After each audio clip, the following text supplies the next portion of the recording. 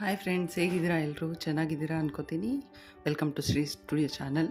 So ಇವತ್ತು ನಾನು ನಿಮಗೆ ನೀರನ್ನು ಕುಡಿಯುವ 4 ವಿಧಾನಗಳನ್ನು ಹೇಳ್ಕೊಡ್ತೀನಿ. ಇದನ್ನು ಫಾಲೋ ಮಾಡೋದ್ರಿಂದ ನೀವು 80% ನಿಮ್ಮ ರೋಗಗಳನ್ನು ಅವಾಯ್ಡ್ ಮಾಡ್ಬೋದು.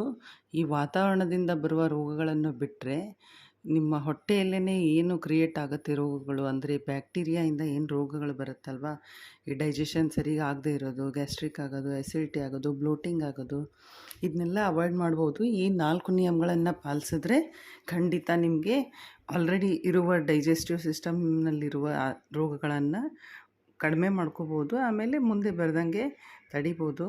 ಸೊ ಇದನ್ನು ನೋಡೋಣ ಬನ್ನಿ. ಅದಕ್ಕೂ ಮುಂಚೆ ನನ್ನ ಚಾನಲ್ನ ಲೈಕ್ ಮಾಡಿ, ಶೇರ್ ಮಾಡಿ, ಸಬ್ಸ್ಕ್ರೈಬ್ ಮಾಡ್ಕೊಳ್ಳಿ, ಹಾಗೆ ಬೆಲ್ ಐಕಾನ್ ಒತ್ತಿ. ಸೊ ನಾನು ಹಾಕೋ ವೀಡಿಯೋಸ್ದು ನೋಟಿಫಿಕೇಷನ್ ಬರುತ್ತೆ. ಸೊ ಇದರಲ್ಲಿ ನೀರು ಕುಡಿಯೋದು ಮೊದಲನೇ ನಿಯಮ ಏನಂತಂದರೆ, ನೀರನ್ನು ಊಟ ಆದ ತಕ್ಷಣ ಖಂಡಿತ ಕುಡಿಬೇಡಿ. ಯಾಕೆ ಅಂದರೆ, ನೀವು ಯಾವಾಗ ಏನಾದರೂ ತಿಂತೀರಲ್ವ, ಇವಾಗ ಊಟ ಮಾಡಿದ ತಕ್ಷಣ ಇಮ್ಮಿಡಿಯೇಟಾಗಿ ಅಲ್ಲಿ ಜಠರಾಗ್ನಿ ಆ್ಯಕ್ಟಿವ್ ಆಗುತ್ತೆ. ಅಂದರೆ ಡೈಜೆಸ್ಟಿವ್ ಫೈರ್ ಏನಿರುತ್ತೆ ಅದು ಇಮ್ಮಿಡಿಯೇಟಾಗಿ ಆಹಾರ ಹೋದ ತಕ್ಷಣ ಬ್ರೈನಿಂದ ಸಿಗ್ನಲ್ ಬರುತ್ತೆ ಹೊಟ್ಟೆಗೆ. ಸೊ ಆವಾಗ ಜಠರಾಗ್ನಿ ಆ್ಯಕ್ಟಿವೇಟ್ ಆಗುತ್ತೆ. ಆ ಅಗ್ನಿ ಏನಿರುತ್ತಲ್ವ ಅದು ಉರಿತಾ ಇರುತ್ತೆ. ಇವಾಗ ಕಾಮನ್ನಾಗಿ ಒಂದು ಯೋಚನೆ ಮಾಡಿದ್ರೆ, ಉರಿಯೋ ಬೆಂಕಿ ಮೇಲೆ ನೀರು ಹಾಕಿದ್ರೆ ಏನಾಗ್ಬಿಡುತ್ತೆ? ತಣ್ಣಗಾಗ್ಬಿಡುತ್ತೆ ಅದು. ಅವಾಗ ಏನಾಗುತ್ತೆ, ಅಗ್ನಿ ತಣ್ಣಗಾಗ್ಬಿಟ್ರೆ ಅದು ನಮಗೆ ಆಹಾರ ಫುಲ್ಲಾಗಿ ಡೈಜೆಷನ್ ಆಗೋದೇ ಇಲ್ಲ. ಅಲ್ಲೇ ಅರ್ಧಂಬರ್ಧ ಏನು ಡೈಜೆಷನ್ ಆಗಿರುತ್ತಲ್ವ ಅಲ್ಲೇ ಕುತ್ಕೊಂಡು ಬಿಡುತ್ತೆ ಕರಳಲ್ಲೇ. ಇದರಿಂದ ಗ್ಯಾಸ್ಟ್ರಿಕ್ ಆಗುತ್ತೆ, ಅಲ್ಲೇ ಕೆಟ್ಟೋಗ್ಬಿಡುತ್ತೆ ಆಹಾರ ಅರ್ಧಂಬರ್ಧ ಆಗಿರೋದು, ಪಚನ ಆಗಿರೋದು. ಆವಾಗ ಗ್ಯಾಸ್ಟ್ರಿಕ್ ಆಗೋದು, ಬ್ಲೋಟಿಂಗ್ ಆಗೋದು, ಆಮೇಲೆ ಹೊಟ್ಟೆ ನೋವು ಬರೋದು ಮೇನ್ ರೀಸನ್ ಅಂದ್ರೇ ಬ್ಯಾಕ್ಟೀರಿಯಾ ಹುಟ್ಕೊಳ್ಳೋದ್ರಿಂದ. ಸೊ ನೀರನ್ನು ಇಮ್ಮಿಡಿಯೇಟ್ ಕುಡಿಬೇಡಿ, ಊಟ ಆದ ತಕ್ಷಣ ಕುಡಿಬೇಡಿ. ಊಟಕ್ಕೂ ಮುಂಚೆ ಅರ್ಧ ಗಂಟೆ ಕುಡೀರಿ. ಅವಾಗ ಕುಡಿಯೋದ್ರಿಂದ ಏನು ಲಾಭ ಅಂದರೆ, ಆಲ್ರೆಡಿ ನೀವು ಮೊದಲು ಏನಾದರೂ ತಿಂದಿದ್ರೆ ಅದು ಅರ್ಧಂಬರ್ಧ ಏನಾದರೂ ಡೈಜೆಷನ್ ಆಗಿದ್ದರೆ ಕ್ಲಿಯರಾಗಿ ಹೋಗಿಬಿಡುತ್ತೆ ಕರಳಿಂದ ಮೊದಲನೇದು. ಇನ್ನು ಊಟ ಆದಮೇಲೆ 40 ನಿಮಿಷ ಆದಮೇಲೆ ಕುಡೀರಿ. ಆವಾಗ ಆಲ್ರೆಡಿ ಡೈಜೆಷನ್ದು ಅರ್ಧ ಪ್ರಕ್ರಿಯೆ ಮುಗ್ದೋಗ್ಬಿಟ್ಟಿರುತ್ತೆ. ಫಸ್ಟ್ ಏನಂದರೆ, ನಾವು ಏನು ತಿಂದಿರ್ತೀವಿ ಅದು ಸ್ವಲ್ಪ ಸಣ್ಣ ಆಗುತ್ತೆ. ಇವಾಗ ನಾವು ಮಿಕ್ಸಿ ಜಾರಲ್ಲಿ ಯಾವುದಾದ್ರೂ ಒಂದು, ಇವಾಗ ಕಾಯಿ ಚಟ್ನಿ ಮಾಡ್ತೀವಿ ಅಂದ್ಕೊಳ್ಳಿ, ಅದನ್ನು ನೀರು ಹಾಕದೇ ಇರುವಾಗ ಅದನ್ನು ಗ್ರೈಂಡ್ ಮಾಡಿದ್ರೆ ಯಾವ ಥರ ಆಗಿರುತ್ತಲ್ವ ಆ ಥರ ಆಗಿರುತ್ತೆ. ಸೊ ನೀವು 40 ನಿಮಿಷ ಆದಮೇಲೆ ನೀರು ಕುಡಿದ್ಮೇಲೆ, ಅವಾಗ ನೀರು ಖಂಡಿತ ಬೇಕು 40 ನಿಮಿಷ ಆದಮೇಲೆ. ಯಾಕಂದರೆ ಆಹಾರ ಗಟ್ಟಿ ಇರುತ್ತೆ, ಅದನ್ನು ರಸವಾಗಿ ಕನ್ವರ್ಟ್ ಮಾಡೋಕ್ಕೆ ಖಂಡಿತ ನೀರು ಬೇಕು. ಆ ಟೈಮಲ್ಲಿ 40 ನಿಮಿಷ ಆದಮೇಲೆ ಖಂಡಿತ ನೀರು ಕುಡೀರಿ.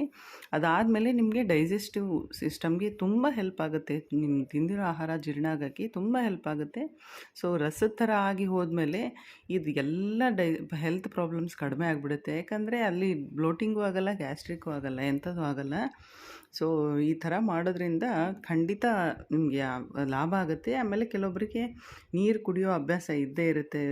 ಅಂಥವ್ರು ಹೆಂಗೆ ಮಾಡಬೇಕು ಅಂತಂದರೆ, ಆ ಊಟ ಆದಮೇಲೆ ಬೇಕಿದ್ದರೆ ಮಜ್ಜಿಗೆ ಕುಡೀರಿ ಒಂದು ಸ್ವಲ್ಪ, ಅಭ್ಯಾಸ ಆಗೋವರೆಗೂ. ಸಡನ್ನಾಗಿ ಬಿಡೋಕ್ಕಾಗಲ್ಲ ನೀರು ಕುಡಿಯೋದು, ಕೆಲವೊಬ್ರಿಗೆ ಅಭ್ಯಾಸ ಆಗಿಬಿಟ್ಟಿರುತ್ತೆ. ಅಂಥವರು ಸ್ವಲ್ಪ ದಿನ ಮಜ್ಜಿಗೆನ ಕುಡೀರಿ. ಆಮೇಲೆ ಅಭ್ಯಾಸ ಆದ ತಕ್ಷಣ ಬೇಕಿದ್ದರೆ ಮಜ್ಜಿಗೆನ ಸ್ಕಿಪ್ ಮಾಡ್ಬೋದು, ಇಲ್ಲಾಂದರೆ ಕುಡಿಬೋದು. ಅದರಿಂದ ಏನು ತೊಂದರೆ ಅಂತೂ ಇಲ್ಲ. ಹಂಗೂ ಆಗಲ್ಲ ಅಂದರೆ ಮಧ್ಯದಲ್ಲಿ, ಊಟದ ಮಧ್ಯದಲ್ಲಿ ಸ್ವಲ್ಪ ಕುಡೀರಿ, ತುಂಬ ಕುಡಿಬೇಡಿ, ಒಂದು ಸ್ವಲ್ಪ ಅಭ್ಯಾಸ ಆಗೋವರೆಗೂ, ಆಮೇಲೆ ಬಿಟ್ಬಿಡಿ. ಸೊ ಈ ಥರ ಮಾಡಿ ಫಸ್ಟ್ ಇದು. ಇನ್ನು ಎರಡನೇ ನಿಯಮ ಏನಂದರೆ, ನೀರನ್ನು ಗ್ಲಾಸ್ ತೊಗೊಂಡು ಒಂದೇ ಸರಿ ಗಟಗಟ ಅಂತ ಕುಡಿಬೇಡಿ. ಅಂದರೆ ನಾವು ಯೂಶ್ವಲಿ ಗ್ಲಾಸು ಅಥವಾ ಚಂಬನ್ನು ಎತ್ತಿ ಡೈರೆಕ್ಟಾಗಿ ಗಂಟ್ಲಿಗೆ ಹಾಕ್ಕೊಂಡು ಬಿಡ್ತೀವಿ ನೀರನ್ನ, ಒಂದೇ ಸರಿ ಕುಡಿದ್ಬಿಡ್ತೀವಿ. ಈ ಥರ ಮಾಡಬೇಡಿ. ಯಾಕೆ ಅಂದರೆ, ಈ ನಾವು ಟೀ ಮತ್ತು ಕಾಫಿ ಕುಡಿತೀವಲ್ವ ಆ ಥರ ಕುಡೀರಿ. ಅದರಿಂದ ಏನು ಲಾಭ ಆಗುತ್ತೆ ಅಂದರೆ, ಬಾಯಲ್ಲಿರೋ ಲಾಲಾರಸ, ಸಲೈವ ಏನಂತೀವಿ, ಅದನ್ನು ನೀರು ಜೊತೆ ಒಳಗಡೆ ಹೋದಾಗ ತುಂಬ ಹೆಲ್ಪ್ ಆಗುತ್ತೆ ಅದು ಹೊಟ್ಟೆಗೆ. ಅದು ನಿಮಗೆ ಡೈಜೆಸ್ಟಿವ್ ಸಿಸ್ಟಮ್ನ ಒಂಥರ ರಿಪೇರ್ ಮಾಡೋಕ್ಕೇ ಇಟ್ಟಿರೋದು ದೇವರು ಬಾಯಲ್ಲಿ ಅದನ್ನು. ಅದರ ಜೊತೆಗೆ ನೀವು ನೀರು ಕುಡಿದಾಗ ನೀರಲ್ಲಿ ಔಷಧಿ ಹಾಕಿ ಕಳಿಸ್ದಂಗೆ ಹೊಟ್ಟೆಗೆ, ಅದರಿಂದ ತುಂಬ ಲಾಭ ಆಗುತ್ತೆ. ಅದಕ್ಕೆ ನಿಂತ್ಕೊಂಡು ಕುಡಿಬೇಡಿ ನೀರನ್ನ. ಆಮೇಲೆ ಒಂದೇ ಸರಿ ಗಂಟ್ಲಿಗೆ ಹಾಕಬೇಡಿ. ಟೀ ಕಾಫಿ ಕುಡ್ದಂಗೆ ನಿಧಾನಕ್ಕೆ ಕುಡೀರಿ. ಇದು ಎರಡನೇ ನಿಯಮ. ಇನ್ನು ಮೂರನೇ ನಿಯಮ ಏನಂದರೆ, ತಣ್ಣಗಿರೋ ನೀರು ಖಂಡಿತ ಕುಡಿಬೇಡಿ ಫ್ರಿಜ್ಜಲ್ಲಿಟ್ಟು. ಕೆಲವೊಬ್ಬರು ಡೈರೆಕ್ಟಾಗಿ ಫ್ರಿಜ್ಜಿಂದ ತೆಗೆದು ಕುಡಿದ್ಬಿಡ್ತಾರೆ, ಅಥವಾ ಐಸ್ ಹಾಕ್ಕೊಂಡು ಕುಡಿತಾರೆ. ದಯವಿಟ್ಟು ಈ ತಪ್ಪನ್ನು ಖಂಡಿತ ಮಾಡಲೇಬೇಡಿ ಇದು. ಯಾಕಂದರೆ ಏನಾಗುತ್ತೆ ಇದರಿಂದ ಪ್ರಾಬ್ಲಮ್ ಅಂದರೆ, ನಾವು ನಮ್ಮ ಬಾಡಿಗೆ ಒಂದು ಟೆಂಪ್ರೇಚರ್ ಅಂತ ಇರುತ್ತಲ್ವ, ಎಲ್ಲರ ಬಾಡಿಗೂ ಟೆಂಪ್ರೇಚರ್ ಇರುತ್ತೆ. ಆ ಟೆಂಪ್ರೇಚರೇ ಮೇಂಟೈನ್ ಆಗಬೇಕು. ಅದು ಬಾಡಿದು ನಿಯಮ ಇದೆ ಇದು. ಅದನ್ನು ಬಿಟ್ಟು ಒಂದೇ ಸರಿ ನಾವು ತಣ್ಣಗೆ ಮಾಡಿಬಿಟ್ರೆ ಆವಾಗ ಏನಾಗ್ಬಿಡುತ್ತೆ ಅಂದರೆ, ಬಾಡಿಯಲ್ಲಿರುವ ಎಲ್ಲ ರಕ್ತನೂ ಸಡನ್ನಾಗಿ ಹೊಟ್ಟೆಗೆ ಓಡಿ ಬಂದುಬಿಡುತ್ತೆ. ಅಂದರೆ ನಾರ್ಮಲ್ ಟೆಂಪ್ರೇಚರ್ಗೆ ತೊಗೊಂಡು ಬರೋಕ್ಕೆ. ಆವಾಗ ಏನಾಗುತ್ತೆ, ಬ್ರೈನಲ್ಲಿರೋದು, ಹಾರ್ಟಲ್ಲಿರೋದು ಎಲ್ಲ ಕಡೆಯಿಂದನೂ ರಕ್ತನೂ ರಶ್ ಆಗಿ ಒಂದೇ ಸರಿ ಓಡಿ ಬರುತ್ತೆ ಈ ಕಡೆ.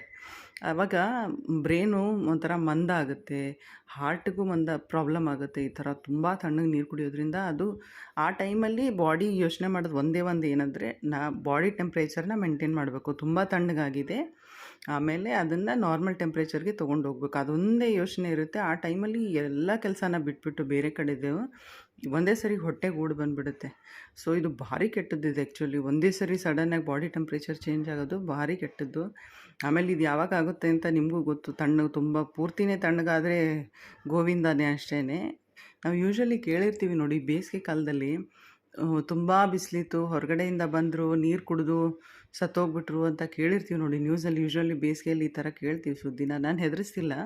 ಆ ಥರ ಯಾಕಾಗುತ್ತೆ ಅಂದರೆ, ಬೇಸಿಗೆ ಅಂದರೆ ಹೊರಗಡೆ ಬಿಸಿಲಲ್ಲಿ, ಸಿಕ್ಕಾಪಟ್ಟೆ ಬಿಸಿಲಲ್ಲಿ ಬಂದುಬಿಟ್ಟು ಸಡನ್ನಾಗಿ ನೀರು ಕುಡಿದ್ಬಿಟ್ರೆ ಅದೇ ಆಗೋದು. ಬಾಡಿ ಟೆಂಪ್ರೇಚರ್ ಒಂದೇ ಸರಿ ಬಿಸಿಯಿಂದ ತಣ್ಣಗಾಗ್ಬಿಡುತ್ತೆ. ಅಂಥ ಟೈಮಲ್ಲಿ ಹಾರ್ಟಲ್ಲಿರೋದು ಬ್ಲಡ್ ಎಲ್ಲ ಈ ಕಡೆ ಬಂದುಬಿಟ್ರೆ ಹೊಟ್ಟೆಗೆ ಖಂಡಿತ ಹಾರ್ಟ್ ಬೀಟ್ ನಿಂತೋಗ್ಬಿಡುತ್ತೆ. ಸೊ ದಯವಿಟ್ಟು ಈ ತಪ್ಪನ್ನ ಯಾರ್ಯಾರು ಮಾಡಬೇಡಿ. ನಿಮಗೆ ಹಾಗೆ ತಣ್ಣಗೆ ನೀರು ಬೇಕೇ ಬೇಕು ಅಂದರೆ ಮಡಿಕೆಯಲ್ಲಿರೋದು ಕುಡೀರಿ. ಸ್ವಲ್ಪ ನಾರ್ಮಲ್ಲಾಗಿ ಟೆಂಪ್ರೇಚರ್ಗೆ ಬರೋವರೆಗೂ ಇಟ್ಕೊಂಡೇ ಕುಡೀರಿ. ಅಷ್ಟು ತಣ್ಣಗೆ ಒಳ್ಳೆಯದೇ ಅಲ್ಲ, ಅದು ನರ್ವಸ್ ಸಿಸ್ಟಮ್ಗೂ ಒಳ್ಳೆಯದಲ್ಲ. ಸೊ ಇದು 3ನೇ ನಿಯಮ, ಖಂಡಿತ ಇದನ್ನು ಪಾಲಿಸಲೇಬೇಕು. ಇನ್ನು 4ನೇ ನಿಯಮ ಏನಂದರೆ, ಬೆಳಿಗ್ಗೆ ಎದ್ದ ತಕ್ಷಣ ಖಾಲಿ ಹೊಟ್ಟೆಯಲ್ಲಿ 2 ಗ್ಲಾಸ್ ನೀರು ಕಂಪಲ್ಸರಿ ಕುಡೀರಿ. ಇದು ಮಾಡೋದ್ರಿಂದ ನಿಮಗೆ ಜೀವನ ಪೂರ್ತಿ ಲಾಭ ಇದೆ. ಇದರಿಂದ 2 ಗ್ಲಾಸ್ ಖಾಲಿ ನೀರು ಒಂಥರ ಅಮೃತ ಇದ್ದಂಗೆ ಎಲ್ರಿಗೂ. ಯಾಕೆ ಅಂದರೆ, ನೀವು ಆ ಗ್ಲಾಸ್ ನೀರು ಏನು ಕುಡಿತೀರಲ್ವ, ಅದು ಕುಡಿಯೋದ್ರಿಂದ ದೊಡ್ಡ ಕರಳು ಸ್ವಚ್ಛ ಆಗುತ್ತೆ. ಅಂದರೆ ಇವಾಗ ರಾತ್ರಿ ಊಟ ಮಾಡಿರೋದು ಅರ್ಧಂಬರ್ಧ ಏನಾದರೂ ಡೈಜೆಷನ್ ಆಗಿ ಅದು ದೊಡ್ಡ ಕರಳಲ್ಲೇ ಕೂತ್ಕೊಂಡು ಬಿಟ್ಟಿದ್ರೆ ಅದು ಎಲ್ಲ ಹಂಗೆ ಕ್ಲಿಯರ್ ಆಗಿಬಿಡುತ್ತೆ ನೀರು ಕುಡಿಯೋದ್ರಿಂದ. ಅದು ಅದು ಇಮ್ಮಿಡಿಯೇಟ್ ಸ್ವಚ್ಛ ಆಗ್ತಿದ್ದಂಗೆ ಪ್ರೆಷರ್ ಬಂದುಬಿಡುತ್ತೆ ಹೊಟ್ಟೆಗೆ. ಸೊ ಇಮ್ಮಿಡಿಯೇಟ್ ಮೋಷನ್ ಕ್ಲಿಯರ್ ಆಗುತ್ತೆ. ಯಾರಿಗೆ ಹೊಟ್ಟೆಯಲ್ಲಿ ತಿನ್ನೋ ಆಹಾರ ಒಳ್ಳೆಯದಿದ್ದು ಮೋಷನ್ ಕ್ಲಿಯರ್ ಆದರೆ ಅವ್ರಿಗೆ ರೋಗನೇ ಇರಲ್ಲ ಯೂಶ್ವಲಿ. ನಾವು ಚಿಕ್ಕ ವಯಸ್ಸಲ್ಲಿ ಯೂಶ್ವಲಿ ಹಾಗೆ ಆಗುತ್ತೆ. ಯಾಕಂದರೆ ತಿನ್ನೋದು ಸರಿಗಿರುತ್ತೆ, ಆಮೇಲೆ ಆಟ ಆಡ್ಕೊಂಡಿರ್ತೀವಿ, ಆ್ಯಕ್ಟಿವಿಟಿ ಇರುತ್ತೆ, ಆಮೇಲೆ ಅದ್ರ ತಕ್ಕನಾಗೆ ಮೋಷನ್ ಕ್ಲಿಯರ್ ಆಗ್ತಿರುತ್ತೆ, ಅದಕ್ಕೆ ಕಡಿಮೆ ಇರುತ್ತೆ ರೋಗಗಳು.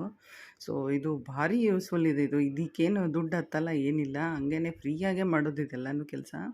ಈ ನಿಯಮಗಳು ಗೊತ್ತಿರುತ್ತೆ, ಬಟ್ ನಾವು ನಮ್ಮ ಗಡಿಬಿಡಿ ಜೀವನದಲ್ಲಿ ಮಾಡಲ್ಲ ಇದನ್ನು ಮಾಡಿ ನೋಡಿ. ಖಂಡಿತ ಇದರಿಂದ ನಿಮಗೆ ಅರ್ಧಕ್ಕರ್ಧ ರೋಗ ನೀವೇ ತಡೀತೀರ. ಇದು ನಿಮ್ಮ ಹೊಟ್ಟೆಯಲ್ಲಿರೋದು. ಇದು ಡೈಜೆಸ್ಟಿವ್ ಸಿಸ್ಟಮ್ ಮೊದಲು ಕರೆಕ್ಟಾಗಿದ್ದರೆ ನಿಮ್ದು ಎಲ್ಲ ಬಾಡಿನೂ ಕರೆಕ್ಟಾಗೇ ಇರುತ್ತೆ. ಸೊ ಇದು ಖಂಡಿತ ಮಾಡಿ. ನಿಮ್ಮ ಮೋಷನ್ ಕ್ಲಿಯರ್ ಆಗುತ್ತೆ ಬೆಳಿಗ್ಗೆ ಕುಡಿಯೋದ್ರಿಂದ. ಒಂದು ಸಾರಿ ಬೆಳಗ್ಗೆ ಮೋಷನ್ ಕ್ಲಿಯರ್ ಆದರೆ ಆಮೇಲೆ ನೀವು ತಿಂಡಿ ತಿನ್ನೋದು ಅದೆಲ್ಲ ಕರೆಕ್ಟಾಗಿ ಸೆಟ್ ಆಗುತ್ತೆ ಸಿಸ್ಟಮ್ಮು. ಸೊ ಇದು 4 ರೂಲ್ಸನ್ನು ಮಾಡಿ ನಿಮ್ಮ ಆರೋಗ್ಯನ ನೀವೇ ಕಾಪಾಡ್ಕೋತೀರ, ಯಾವ ಡಾಕ್ಟ್ರು ಬೇಕಾಗಲ್ಲ. ಈ ಎನ್ವಿರಾನ್ಮೆಂಟಲ್ ಡಿಸೀಸ್ ಬಿಟ್ಟರೆ ನಿಮ್ಮ ಹೊಟ್ಟೆಯಲ್ಲಿ ಕ್ರಿಯೇಟ್ ಆಗೋದು ಎಲ್ಲ ರೋಗಗಳು ಇದರಿಂದ ಹೋಗುತ್ತೆ. ಇದನ್ನು ಖಂಡಿತ ಮಾಡಿ, ಇದರಿಂದ ಲಾಭ ಪಡ್ಕೊಳ್ಳಿ.